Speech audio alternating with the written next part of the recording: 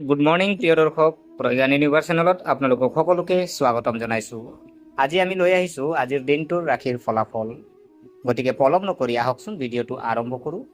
প্ৰিয় দৰ্শক, হিন্দু পঞ্জিকা অনুসৰি আজি 14 জুলাই 2025, আহাৰ মাহৰ 29 তাৰিখ, দিন সোমবাৰ, কৃষ্ণপক্ষৰ চতুৰ্থী তিথি, নক্ষত্ৰ ধনিষ্ঠা, চন্দ্ৰ ৰাশি যদি চোৱা হয় কুম্ভ ৰাশি, যোগ যদি চোৱা হয় আয়ুষ্মান যোগ, আৰু সূৰ্য উদয় সময় যদি চোৱা হয় পুৱা 4:43 আৰু সূৰ্যাস্ত নিশা 6:13।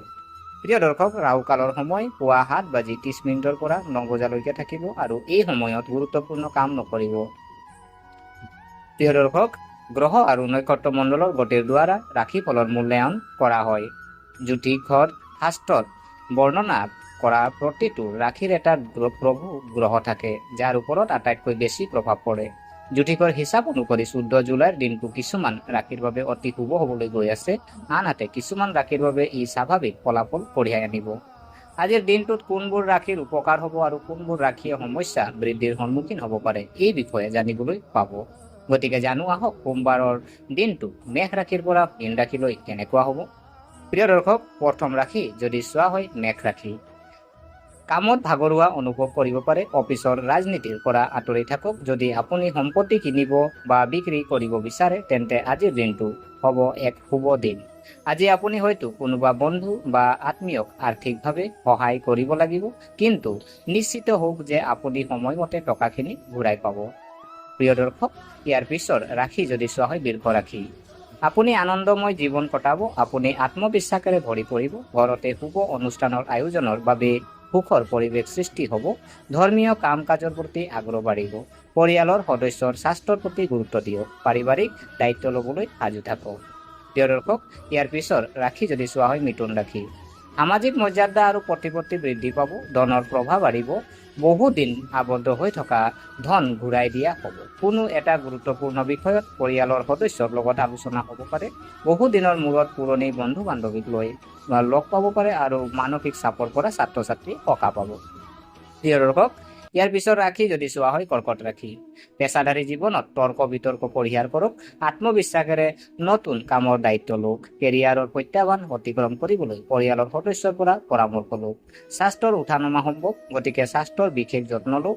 পৰিয়ালৰ সৈতে সময় কটাওক। ইয়াৰ ফলত মানসিক চাপ কমি যাব।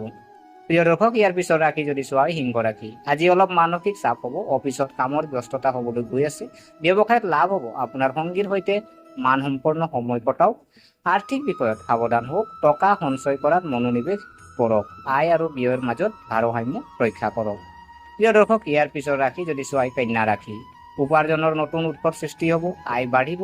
মাটি বা বাহন ক্ৰয় কৰাৰ সম্ভাৱনা থাকিব। আধ্যাত্মিক কামৰ প্ৰতি আগ্ৰহ বাঢ়িব। দান বৰঙণিও কৰিব পাৰে। মানসিক শান্তি থাকিব। খৰখেদাকৈ কোনো কাম নকৰিব। পৰিয়ালৰ সদস্যৰ স্বাস্থ্যৰ যত্ন লওক। প্ৰিয় দৰ্শক, ইয়াৰ পিছৰ ৰাশি যদি চোৱা হয় তুলা ৰাশি। কাৰ্যালয়ত কৰ্মৰ চাপ বাঢ়িব, কিন্তু সহকৰ্মীসকলৰ সৈতে একেলগে কৰা কামে উৎকৃষ্ট ফলাফল দিব। ব্যৱসায়ত লাভ হ'ব। দীৰ্ঘদিনীয়া সমস্যাবোৰ নাইকিয়া হ'বলৈ আৰম্ভ কৰিব। ঘৰত ভাল খবৰ আহিব। অবিবাহিত মানুহে আকৰ্ষণীয় কাৰোবাৰ লগ পাব পাৰে। প্ৰিয় দৰ্শক, ইয়াৰ পিছৰ ৰাশি যদি চোৱা হয় বৃশ্চিক ৰাশি। পেছাদাৰী জীৱনত সহকৰ্মীসকলৰ পৰা সমৰ্থন পাব। দলীয় কামে কামৰ ভাল ফল দিব। আপুনি আপোনাৰ বিনিয়োগৰ পৰিকল্পনা বুদ্ধিমান ৰূপে কৰিব পাৰে। পৰিয়ালৰ সদস্যৰ লগত মতাদৰ্শগত মতানৈক্য সম্ভৱ, কিন্তু অসাৰ যুক্তিৰ পৰা আঁতৰি থাকক। প্ৰিয় দৰ্শক, ইয়াৰ পিছৰ ৰাশি যদি চোৱা হয় ধনু ৰাশি। খৰচ নিয়ন্ত্ৰণ কৰক। ঘৰত ভাই ভনীৰ লগত কাজিয়া হ'ব পাৰে। ছাত্ৰ ছাত্ৰীসকলে শৈক্ষিক কামত প্ৰত্যাহ্বানৰ সন্মুখীন হ'ব পাৰে। পাৰিবাৰিক জীৱনৰ সমস্যাৰ বাবে মানসিক চাপ বাঢ়িব পাৰে। খং নিয়ন্ত্ৰণ কৰক। ধৈৰ্যৰে সমস্যাটো সমাধান কৰক। প্ৰিয় দৰ্শক, ইয়াৰ পিছৰ ৰাশি যদি চোৱা হয় মকৰ ৰাশি। পাৰিবাৰিক জীৱনৰ সমস্যা সমাধানৰ চেষ্টা কৰক। আৰ্থিক বিষয়ত কাকো অন্ধভাৱে বিশ্বাস নকৰিব। আৰ্থিক লোকচান হ'ব পাৰে।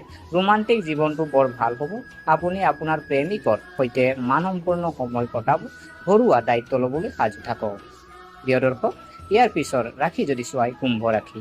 দীৰ্ঘদিনীয়া কাম সফল হ'ব। অবিবাহিত জাতক জাতিকাত বিয়া সম্ভৱ হ'ব পাৰে। ধৰ্মীয় কাম কাজত আপুনি উৎসাহেৰে অংশগ্ৰহণ কৰিব।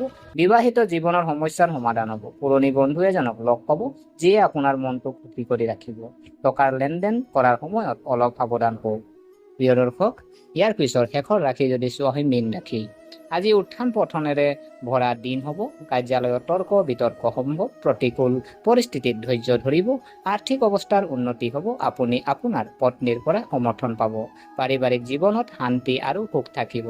স্বাস্থ্য ভাল হ'ব। আপুনি আনন্দময় জীৱন কটাব। প্ৰিয় দৰ্শক, এয়া আছিলে আজিৰ দিনটোৰ ৰাশিৰ ফলাফল। গতিকে আশা কৰিছোঁ আপোনালোকে ভিডিঅ'টো চাই ভাল পালে।